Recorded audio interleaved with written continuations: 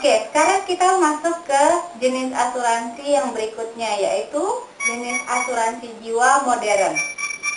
Tadi Anda masih ingat ya, karakteristik dari 3 jenis asuransi tradisional. Nah, sekarang untuk memahami asuransi jiwa modern itu sebetulnya mudah. Karena kenapa asuransi jiwa modern ini diciptakan? Itu untuk mempermudah kita sebagai golongan kelas menengah untuk berinvestasi di pasar atau bursa efek. Nah, seperti ini. Jadi kalau misalkan Anda membeli asuransi jiwa modern ini, biasanya dinamakan dengan unit link. Nah, unit link di sini itu sebetulnya gabungan dari asuransi jiwa term life ditambah investasi.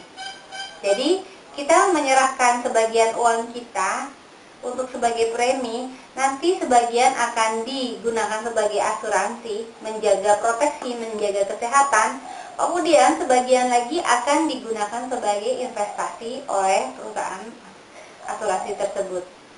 Jadi sekarang asuransi apakah yang dipakai sebetulnya di dalam asuransi unit link ini? Sebetulnya asuransi jiwa term life. Jadi kalau tadi ingat ya, asuransi jiwa term life itu karakteristiknya seperti apa? Asuransi jiwa term life itu apabila Anda tidak klaim atau Anda survive sampai akhir kontrak, maka preminya hangus. Nah, sekarang kadang-kadang pada saat agen presentasi mengenai asuransi jiwa jenis unit link ini, dia mengatakan uangnya tidak hangus. Memang tidak apabila investasi telah mencukupi untuk membayar asuransi jiwa yang ada di dalam unit link tersebut. Jadi kalau investasinya itu dalam keadaan bagus di tahun itu atau pada saat klien mengambil jenis asuransi ini, maka klien tidak perlu membayarkan premi setelah jangka waktu tertentu.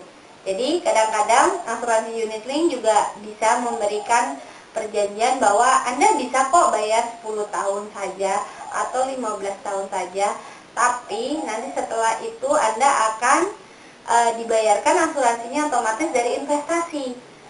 Nah, sekarang kalau investasinya tidak mencukupi pada tahun itu, maka premi akan kembali ditagih ke klien.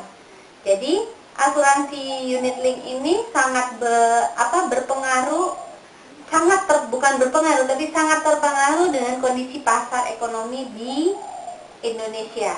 Apabila ekonomi di Indonesia dalam keadaan baik-baik dan indeks harga saham selalu naik dan baik, itu kita bisa lihat bahwa hasil investasinya sangat cukup baik, maka kita juga mendapatkan untung dari asuransi tersebut. Tapi asuransi unit link ini juga berpengaruh apabila kondisi ekonomi sedang menurun gitu. Bisa jadi kita tidak punya nilai tunai sama sekali yang bisa kita raih apabila kita mempunyai asuransi unit link ini.